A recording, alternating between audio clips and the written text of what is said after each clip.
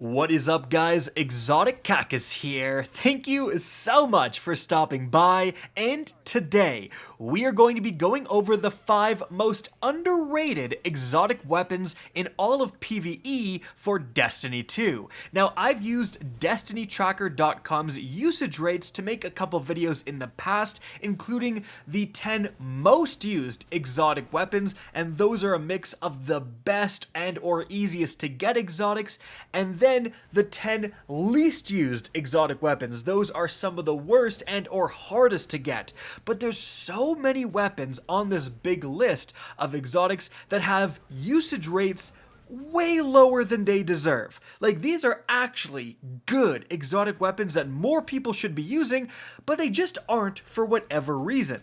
What are the 5 exotics I feel like are most egregiously an example of this? Well, that's what today's video is about, and so let's get started. But just before we do, big news! Advanced GG has released some brand new energy flavors. We got cotton candy, we got strawberry shortcake, and birthday cake, and the latter two were designed to mix with milk or water, and boy, I love my milk. My bones are basically like Wolverine's at this point, considering how much milk I drink, and I couldn't let the absolute gamers who watch this channel just go and use the normal discount, so I convinced the higher-ups to give me KHD20. Use that code to get 20% off for this weekend only. Cop those new flavors at a huge discount. Definitely check it out, linked in the description. So, moving on from there, let's talk about these exotics. And the first one on our list, coming in at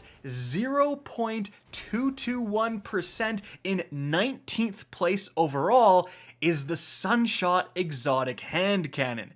Now, 19th place is definitely not terrible, however, it should be higher. Guys, more people use the Thorn in PvE than the Sunshot, and that just doesn't make any sense, because the Sunshot, PvE-wise, is way better than the Thorn in my opinion.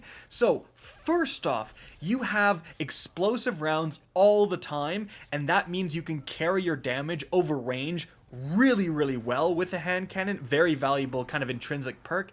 And also this has, you know, Firefly, but to the moon. All right, this has Diamond Hands Firefly, because I'm telling you guys, you shoot an enemy with this and all the enemies nearby just kind of die. Like, one enemy, no matter if you shoot them in the toe, in the head, it doesn't matter, will do a substantial explosion, damaging all enemies nearby. And if those enemies die from that explosion, they create another explosion. So it's very easy to chain off with this gun, and it's really effective at ad clearing. Not only that, it comes with a catalyst, which is very important, not only massively increasing the range and stability, but obviously giving you the option to generate orbs is very important. Not only to get your super back more, but also the mod that lets you become charged with light for picking up orbs of light. That's one of the easiest ways to become charged with light when you have a build around that. And if that all wasn't enough, this also works with the Wrath of Rasputin Warmind Cell mod, which creates Warmind Cells for solar damage explosions, which is the only thing the Sunshot does. So yeah, you're popping off with Warmind Cells as well for using this thing. That's why I feel it's so underrated. However, moving on from there, the next weapon we have here is coming in at 0.129% usage at 31st place. It's the 4th Horseman exotic shotgun. Now, the reason this is here is because anytime you see like a DPS comparison chart, the 4th Horseman is always there and always doing a pretty substantial amount of DPS. This shotgun shoots fully automatic faster than any shotgun in the game. And especially with its catalyst giving it a 5th shot in the magazine, makes the DPS just go through the roof. Seriously, the amount of burst damage output you can do with the 4th Horseman surpasses, if not embarrasses, most other burst DPSs out there. Like, it's really impressive. Not only that, but this weapon actually got better this season due to the introduction of the Mask of Bacchus exotic helmet for the hunters. PvP all-star, but that does have some huge PvE implications because it actually increases arc damage weapons, which the fourth Horseman is an arc weapon by 10% after you use the dodge capability or the shift capability from the Mask of Bacchus. So you can literally just shift into an enemy with the fourth Horseman and get a pretty substantial damage bonus and then just go full auto in someone's face. Like, absolutely incredible. Because you're literally taking one of the best burst DPS weapons in the game and adding another 10% to it. 20% if you also slow that enemy, but that's a whole nother topic. The main argument against using this thing is why get up in someone's face and fourth Horseman them when you can sword them. And that's a good point, that's a legitimate argument. But swords are getting a 15% damage nerf next season in a few days. Maybe then the fourth Horseman becomes a lot more viable. Moving on from there, in our number 3 slot, with 0.0922% usage, giving it the 35th place, we have the Huckleberry exotic submachine gun. This thing is actually insane for ad clearing, and just using it to make this video, I like forget myself just how good this thing is. It's truly astronomical. So this little submachine gun, its exotic perk will actually increase its rate of fire, therefore increasing its damage output. Oh, and by the way, it also has Rampage, which goes perfectly with that. So you're boosting your damage as you get kills, and also combining that with a higher fire rate as you hold the trigger for even more damage output. And if that wasn't good enough, I think the Catalyst really makes this weapon because it refills your entire magazine on a kill. That's absolutely insane. So you're capable of just wiping out an entire room of ads and yellow bars, kill a few ads, and then just turn this thing on the night with Rampage ×2 or ×3 and the increased rate of fire. You just absolutely demolish yellow bars as well with this thing. Not to mention that the Huckleberry, along with other SMGs, are getting a lot better next season if you're a console player, because of the huge changes to mouse and keyboard where the recoil is increased to kind of more match consoles. The submachine guns as a whole are getting a huge recoil reduction, or essentially a camera shake reduction, starting next season as well. So if you are gaming on a console right now with the Huckleberry, it is going to be way smoother, way easier to control starting next season. And it's already a truly fantastic ad clearing weapon that, again, is incredibly underrated. Way more people should use this thing. This thing, like, way more people use a Hawkmoon, and the Hawkmoon, yeah, it's better against, you know, a boss, I guess, but why aren't you switching to your special or your heavy to deal with the boss? The Huckleberry does what a primary should do, and that is absolutely eviscerates ads. However, it's time to move on from there to a weapon with 0.0426%, putting it all the way down in 56th place, and that is the Bad Juju exotic pulse rifle.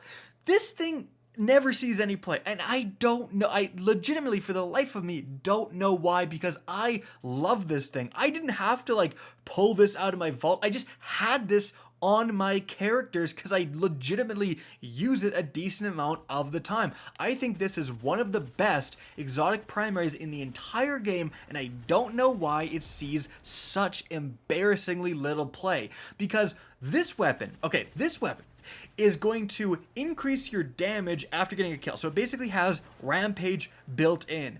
Oh, and by the way, also it fires full auto, so it has full auto built in. Oh, and it's also going to give you substantially more super energy when you get kills, based on the stacks of its, you know, damage increasing whole perk string of curses. So if you're going off and killing multiple enemies at once, the super increases are pretty insane. So, okay, so it has Thresh built in. And if that wasn't good enough, it also regens the entire magazine every single kill. So it has the Catalyst from the Huckleberry also built in. Like, this is basically 6 extra perks in one gun. Like, that's truly insane. And this thing really does get your super a lot more often. If you're doing an activity like a strike, it's not uncommon to have 4 or 5 supers with the bad juju before the strike is over. If you're doing an activity like the Altar of Sorrow on the moon, which is going to become a lot more relevant starting next season because of the reissued moon weapons, like this thing is just getting you your super so much because there's so many adds, you're chaining and never reloading and getting increased damage as well. So definitely take the bad juju out of your vault, give it a little bit of an infuse and try it out. Honestly, I think people just forget how good it is and how nice it feels to get way more supers than normal.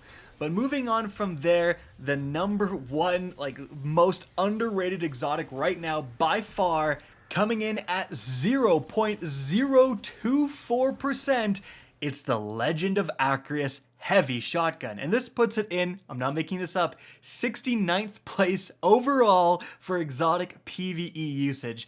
And this is another weapon that I use on a semi-regular basis, and this is one of the 10 least used exotics in the entire game, and for the life of me, I cannot figure out why, because this thing puts forth a huge amount of damage per shot. Not only that, the Legend of Accurious has one of the best sustained damage outputs in the entire game due to kind of a unique factor and its rate of fire. So essentially, this thing has a slower rate of fire and just shoots a massive amount of damage per shot. So because of this, when you use up its 6-round magazine and you start reloading, shooting, like one shell at a time and then shooting, that whole reload shoot process matches its rate of fire. So it's one of the only weapons in the game, with really the other one kind of being the Whisper of the Worm, that doesn't decrease its damage output when you have to reload. Every other weapon, you're not shooting when you're reloading, so the damage dips. This, it really doesn't, and that is actually a pretty important factor of what makes this gun so good. However, just like the 4th Horseman, I'm sure a lot of people would make the argument, why would I give up my heavy slot to the Legend of Accurious when I could put on the Lament or another powerful sword? And again, very good point. But there's a couple of advantages the Legend gets. Firstly, again, swords are getting nerfed next season, so it's going to become a lot more viable to use this thing instead. Also, you can put together a really incredible build with the Legend of Accurious due to the fact that it's a heavy shotgun. So this means, firstly, your finders and scavengers for shotguns are doing double duty if you run the Legend of Accurious and then another incredibly powerful shotgun like, oh, I don't know, the Heritage, an incredibly meta, in fact, the #1 most used legendary for PvE in the entire game. So you're going to be getting ammo for both of those weapons, and then you can put on something like Quick Charge to get you charged with light for using shotguns, and then Heavy Handed, which gets you ammo back for getting shotgun kills. Now, it's not going to get you Legend of Accurious ammo back, but if you're getting kills with the Legend of Accurious, it's going to get you your Heritage ammo back, which is insane. So when you run out of ammo for your Legend, you switch to your Heritage, and then when you run out of ammo for your Heritage, you've likely gotten your Legend ammo back because you're using double shotgun, finder, and scavenger. Like, that is actually a really viable and powerful build in PvE. And so guys, that is it for the video. What do you think are some more underused PvE exotics? Let me know in the comment section. I hope you guys enjoyed this video, found it informative, and if you did, please remember to help me out by simply liking and especially sharing this video. If you guys want to see more Destiny 2 content similar to this, don't be afraid to slap that subscribe button. If you want to get in touch with me and keep up to date with the latest channel activity, the best way is to follow me on Twitter at RickCacus. That's linked in the description down below. Again, I hope you enjoyed the video, and as always, have a good day.